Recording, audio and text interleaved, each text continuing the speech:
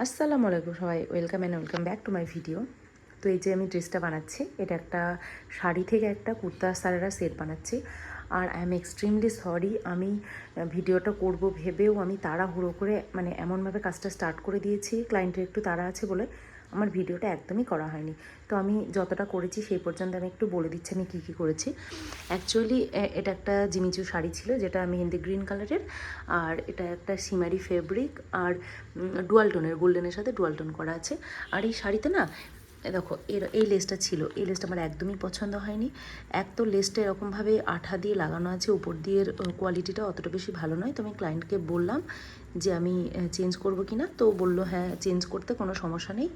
তো তাই আমি এই লেসটা ইউজ করব। এই ড্রেসটা করতে পুরো 9 মিটারই লেগে যাবে। তো এই লেসটা ইউজ করবো, এটার সাথে এটা খুব সুন্দর যাচ্ছে, দেখো এটার সাথে খুব সুন্দর যাচ্ছে। তো এটাই আমি ইউজ করব। আর এই যে আমি একটু ড্র করে নিয়েছি অ্যাকচুয়ালি আমি কী করবো, এই যে সারারা করবো, এখানে লেস দেবো, নিচে লেস দেবো, আর এই দামানে লেস দেবো, স্লিভ অ্যান্ড নেকের লেস দেবো অ্যাকচুয়ালি। আর এখানে আমি এই যে প্যান্টটা করা স্টার্টও করে দিয়েছি। তো বেলটা আমি মানে সারারার উপর পোর্শনটা ওটা আমি বেলটা পরে লাগাবো। আর এই যে নিচের পোর্শন, এটা লাইলিন, এটা মেন ফেব্রিক, আর এগুলো তো সব লাইলিনই লাগছে।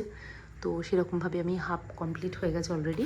আর একটা জিনিস খেয়াল করো, এই যে ফ্যাব্রিকটা আছে না, এই ফ্যাব্রিকটা দেখো, লাইনটা যেটা আছে আমি ওটা ভার্টিক্যালি কাট করেছি, মানে এমনভাবে কাট করেছি দেখো, যাতে এই যে লাইনটা দেখো এই ফলটার নিচের দিকে যাতে খুব সুন্দরভাবে পড়ে। মানে এটা যদি আমি হরাইজন্টালি কাট করতাম না, তাহলে একটু কেমন ফুলে ফুলে থাকতো, কিন্তু যেহেতু এই কাপড়টাতে এরকম লাইনগুলো এরকমভাবেই আছে, তো আমি ভার্টিক্যালি প্রত্যেকটা কাট করেছি যাতে খুব সুন্দরভাবে এই যে মানে নিচের দিকে যে একটা মানে হেভি একটা ফিল, সেই ফিলটা যাতে ড্রেসটাতে থাকে, সেই জন্য আমি খুব সাবধানেই কাট করেছি প্রত্যেকটা পার্ট, যাতে এই ভার্টিক্যালি কাটটা অ্যাকচুয়ালি হয়। তো এটা আমি করেছি। আর এই যে কুর্তাটা স্টার্ট করে দিয়েছি, এখানে স্লিপ তো আমার মানে হয়ে গেছে স্টিচ করা, শুধু এই উপরে এটা কাট করতে হবে আর এখানে লেস লাগাতে হবে।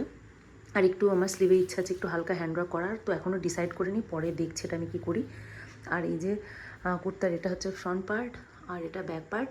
আর ব্যাকে আমি এই যে ডোরি সিস্টেমটা করে দেবো, তো সেই জন্য এখানে আমি এই যে বোঝা যাচ্ছে না, তারা উল্টো দিকে দেখাই, এ দেখো এখানে আমি এই যে রাফে সেলাইটা করে নিয়েছি, তাহলে আমার এই পাশে ওই যে ডোরির হোলগুলো করতে আমার একটু সুবিধা হবে, সেই জন্য এটা করেছি, নাহলে মানে প্রবলেম হয় অনেক সেলাইটা না থাকলে।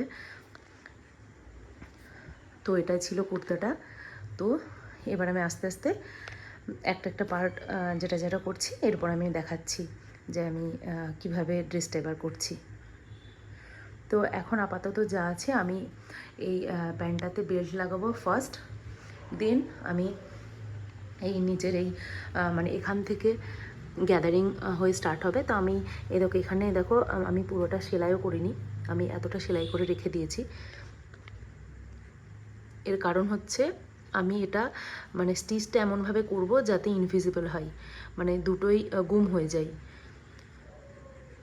মানে এটা সেলাই করার পরে যাতে গ্যাদারিংটা কোনো রকমভাবেই ব্যাক সাইড থেকে বোঝা না যায়, সেই জন্য আমি এই পার্টটা খুলে রেখেছি। তো গ্যাদার হয়ে গেলে তারপরে এটা আমি ভিতর থেকে স্টিচ করব। তো সেইভাবেই আমি মানে সেটা ভেবেই এরকমভাবে আমি ওইটুকু না স্টিচ করে রেখেছি। তো এখন আমি যেটা করব সেটা হচ্ছে আমি প্যান্টটা কমপ্লিট করব। তো প্যান্টের জন্য আমি উপরে যে বেল্টের পোর্শনটা করেছি ওটা দেখাই, দাঁড়াও 1 মিনিট। এই দেখো এটা হচ্ছে বেল্টের পার্ট হবে। তো এটাও আমি এই যে লাইলিন আর মেন ফ্যাব্রিক দুটো দিয়েই করব। তো যাতে এটা খুব সুন্দরভাবে হয়, সেই জন্য আমি না ওই রিভিলসিবল টেপগুলো দিয়ে আমি দুটো ফ্যাব্রিককে জয়েন করে নেবো, তারপর আমি করব, না হলে খুব অসুবিধা হয়ে যাবে। কারণ এটা মানে যদি একসাথে না অ্যাটাচ হয়ে থাকে তাহলে বেল্ট করতে একটু মানে অসুবিধাই হবে, মানে আর দেখতেও একটু কেমন একটা লাগবে। তো সেই জন্য আমি ভেবেছি রিভিলসিবল টেপ দিয়ে দুটোকে আগে আমি পুরো জয়েন করে নেবো। তো এই দুটো আমি জয়েন করে দেখাচ্ছি, তারপর আমি বাকি কাজটা করছি। তো তারপর আমি এখানটাতে দেখো বেল্টের জন্য আমি এই লাইনিং ফ্যাব্রিকের সাথে মেন ফ্যাব্রিকটা এই রিভিলসিবল টেপ, মানে এই যে টেপটা আছে রিভিলসিবল টেপ, এটা দিয়ে আমি অ্যাটাচ করে নিয়েছি। এটা অ্যাকচুয়ালি আয়রন দিয়ে করতে হয়, তো এটা আমি অ্যাটাচ করে নিয়েছি। এবার আমি বেল্টটা রেডি করে নেব।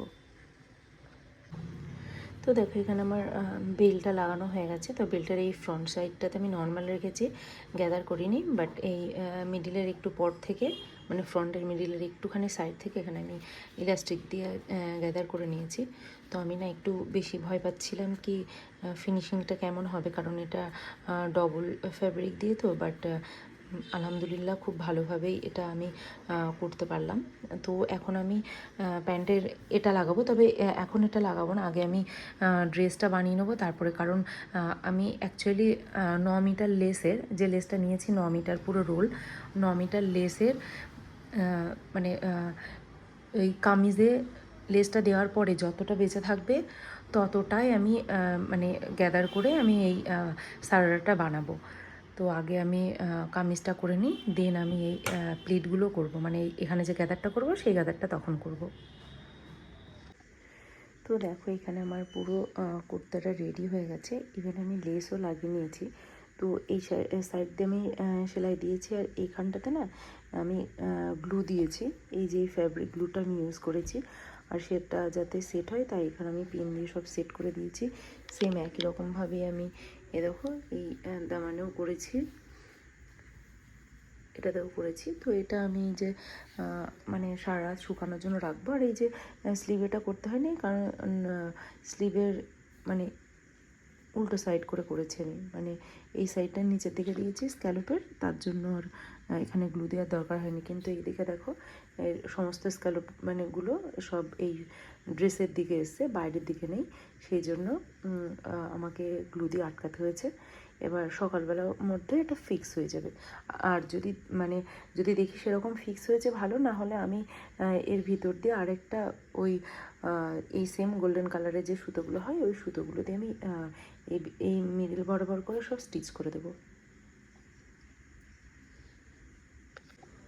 আর এখানে দেখো আমি সারাটাও রেডি করছিলাম। তো ওই যে বাকি পার্টটা ছিল, মানে আমার তো হাফ পর্যন্ত কাট পর্যন্ত করা ছিল, তো বাকি এই যে এখন আমি জয়েন দিচ্ছি, যেটা লাইলন ফ্যাব্রিকটা জয়েন দেওয়া হয়ে গেছে, এবার মেন ফ্যাব্রিকটা আমি জয়েন দিচ্ছি। আর এই দুটো সেলাই ভিতরের দিকে পড়বে, এই দেখো অপোজিট সাইডে ঠিক এরকম হয়ে থাকবে, মানে কোনো রকম সেলাই বাইরে থাকবে না। এই দুটো সেলাই ভিতরের দিকে মানে ভিতরের দিকে রয়ে থাকবে।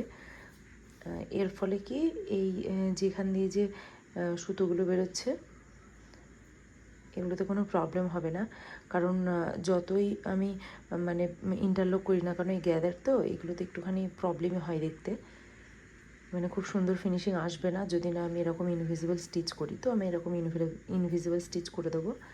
তো আমি সারারার নিচের পোর্শনটা লাগিয়ে তারপর আমি বাকিটা দেখাচ্ছি। এই দেখো সারারার এটা পুরো জয়েন হয়ে গেছে, আর এটা দেখো অপোজিট সাইড, এই দুটো অপোজিট সাইড, আর এটা আর একটা সাইড। তো অ্যাকচুয়ালি এই দুটো একসাথে তো জয়েন হবে, তো এই দুটো যখন একসাথে জয়েন হয়ে যাবে তখন এই যে স্টিচিং পার্টগুলো পুরো ভিতরের দিকে এরকমভাবে ঢুকে যাবে, মানে আর কোনো রকমভাবেই এটা শো করবে না। এটা থাকবে সামনে, মানে এটা ফ্রন্ট রাইট সাইড, আর এটা হচ্ছে রং সাইড।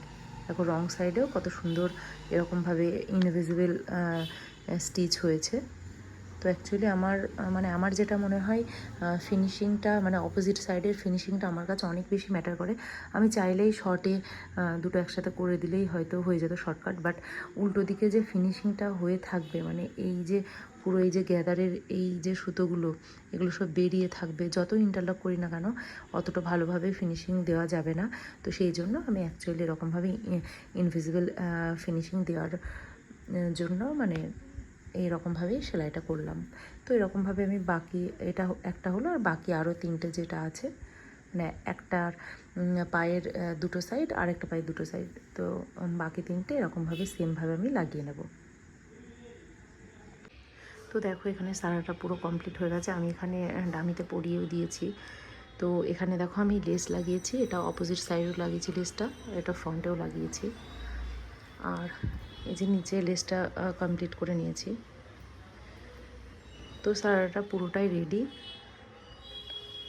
খুব সুন্দর লাগছে, এত সুন্দর ফলটা পড়েছে না, কারণ এই লাইনগুলোর জন্য আরও বেশি মানে কী বলবো, আমার অর্গানজার প্রতি পুরো মানে থিঙ্কিংই চেঞ্জ হয়ে গেছে।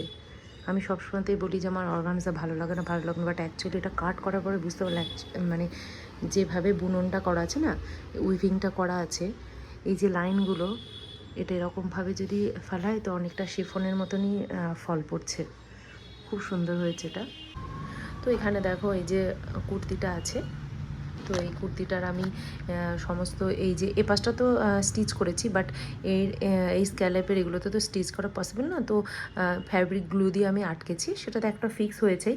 বাট ডবল সিকুয়ারের জন্য আমি আবার এখানটাতে সুতো দিয়ে, মানে এই ডিপ বীজ কালারের সুতো দিয়ে আমি এটাকে সুন্দরভাবে সিকিওর করছি, যাতে কোনো রকমভাবে, মানে ডবল সিকিওর একটা ব্যাপার, কোনো রকমভাবেই খুলে না যায়। দেখো এদিকে কোনো অ্যাঙ্গেলে কিন্তু বোঝা যাচ্ছে না, কারণ আমি সুতো কালারটাই যেটা দিয়েছি সেটা এই গোল্ডেন লেসগুলোর সাথে মানে পুরো মিশে যায়। তো সেই মতন করে আমি সেলাইটা দিচ্ছি, আর অপোজিট সাইড থেকেও বোঝা যাবে না, কারণ এখানে আমি এগুলোতে তুরপাই করে দেবো, আর এই যে এখানটাতে সেলাইটা আছে আর এগুলোতে আমি তুরপাই করবো। একই রকমভাবে দেখো এগুলোতেও আমি এখানেও আমি সেলাই দেবো এগুলোতে, দেন আমি এখানে তুরপাই করে দেবো, তাহলে কি ফিক্সও হয়ে গেল, আবার মানে ব্যাক সাইডে কোনো সেলাইও থাকলো না, বেশ সুন্দর লাগবে।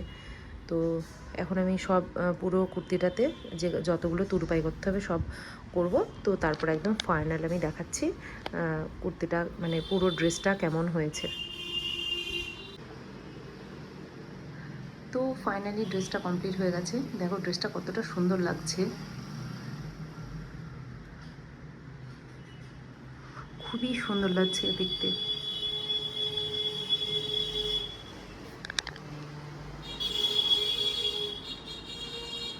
দেখো আমি এগুলো সব তুরপাই করে নিয়েছি।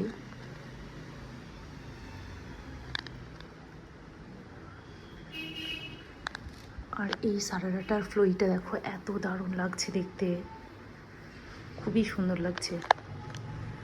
পুরো 9 মিটার ফেব্রিক লেগে গেছে, এই এক ফুটের একটুখানি কম শুধু বাকি আছে, বাকি 9 মিটারই লেগে গেছে। কতটা সুন্দর ফ্লোই হয়েছে একবার দেখো,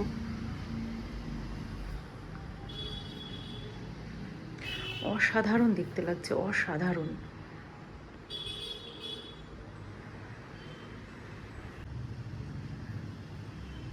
তো এটা ছিল ড্রেসটার ব্যাক পার্ট। তো ব্যাকে দেখো এরকম আমি ডুরি করে দিয়েছি, খুব সুন্দর লাগছে। আর আমি যে লাটকানটা করেছি দেখো একদম সিম্পল লাটকান করেছি, কিন্তু এই যে ইনভিজিবল স্টিচ আছে, কোনো রকমভাবে সেলাই দেখো বাইরে থেকে বোঝাই যাচ্ছে না। তো লাটকানটা এরকম করেছি। আর এই যে সারারাটা ফ্রন্ট অ্যান্ড ব্যাক দুদিকেই আমি সুন্দর করে লেস দিয়েছি।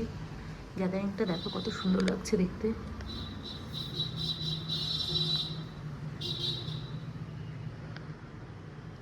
তো যাদের মোটামুটি বাড়িতে মানে জিমিচুর ফ্যাব্রিক আছে মানে শাড়ি আছে ইউজ করো না, তারা অবশ্যই এরকম একটা করে ড্রেস বানিয়ে নিতে পারো। আরও অনেক অপশান আছে, তো কেউ যদি বানিয়ে নিতে চাও অবশ্যই বানাতে পারো।